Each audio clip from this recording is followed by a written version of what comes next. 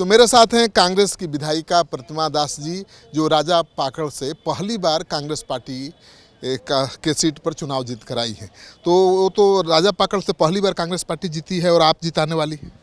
हम नहीं, जनता जिताने वाली है। हमारी सम्मानित जनता ने हम पे भरोसा किया और मुझे अपना प्रतिनिधि चुना। और मैं आपको बता दूं कि राजा पाकड़ की मैं पहली महिला एमएलए हूं। हमारे पहले 2 पुरुष जीते थे और ये मेरा सौभाग्य है। आपकी पार्टी से तो पहली कैंडिडेट न है आप? हम अपनी पार्टी से पहली कैंडिडेट है, बल्कि 2010 में अकेले भी लड़ा गया था। हमारी पार्टी लड़ी थी, उस समय अकेले लड़े थे, इसलिए रिजल्ट सकारात्मक नहीं रहा। 2020 में गठबंधन में हम लोग लड़े और हम चुनाव जीते। तो आप चुनाव जीत गई, धाकड़ विधायिका हैं और आपके खिलाफ बहुत लामबंदी हो रही है, घेराबंदी हो रही है। नहीं, बिल्कुल हम धाकड़ नहीं हैं। समाज के प्रति संवेदना रखने वाले हैं और अपने क्षेत्र के प्रति ईमानदार हैं। हमारी यही कोशिश होती है कि हमारे क्षेत्र में आपसी भाईचारा सबसे पहले, उसके बाद जो विकास का कार्य है वो भी होना चाहिए।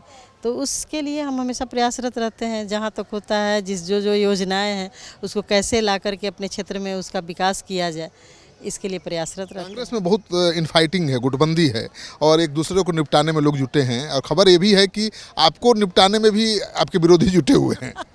देखिए, हम तो कहावत है कि हम कोई चिराग नहीं है जो मुझे फूकोगे और मैं बुझ जाऊंगी। मैं तो वो खुशबू हूँ कि फूकोगे तो फिज़ा में फैल जाऊंगी। तो मैं अपने विरोधियों के लिए कहना चाहती हूँ। अभी कृष्णा अलवारू से आपकी बातचीत हो रही थी, क्या कुछ पॉजिटिव है? नहीं, पॉजिटिव, सब कुछ पॉजिटिव है। देखिए, होता क्या है कि जब राजा पाकड़ सीट जहाँ से हम चुनाव लड़ के आए हैं, वहाँ के सिटिंग एमएलए राजद के थे, मिनिस्टर रह चुके थे आदरणीय शिवचंद्र राम जी। लेकिन वो अपना क्यों सीट उन्होंने छोड़ा ये तो मुझे नहीं पता। लेकिन जब उनके जाने के बाद गठबंधन में वो सीट मेरे पास आया, कांग्रेस के पास आया, तो कांग्रेस के हमारे माननीय प्रदेश अध्यक्ष आदरणीय हमारे गार्जियन डॉक्टर मदन मोहन झा जी ने मुझे प्रत्याशी बनाया। और मेरी पूरी कोशिश रही कि जब हम वहाँ के प्रत्याशी बने हैं तो इस सीट को लेकर के जाना है। हमने प्रयास किया, जीता भी।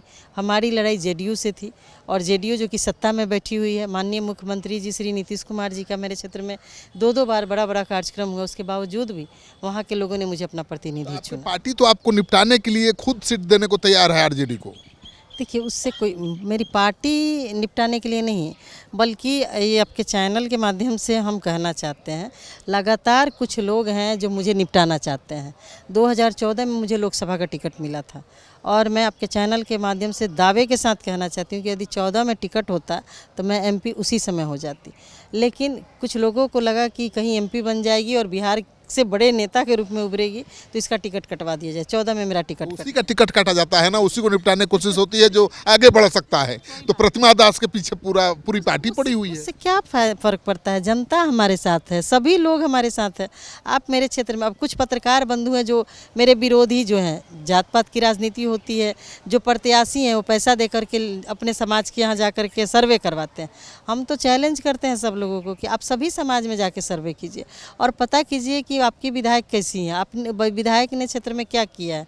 विगत 4.5 वर्षों में हमने जितना काम किया है, काम के साथ साथ लोगों का सम्मान भी किया है और लोगों का मन भी जीता है। क्षेत्र में आप लोकप्रिय हैं, कोई दिक्कत नहीं है, आप फिर लड़ेंगी तो जीत भी सकती हैं। लेकिन पार्टी क्यों निपटाना चाहती है एक जिताऊ विधायक को?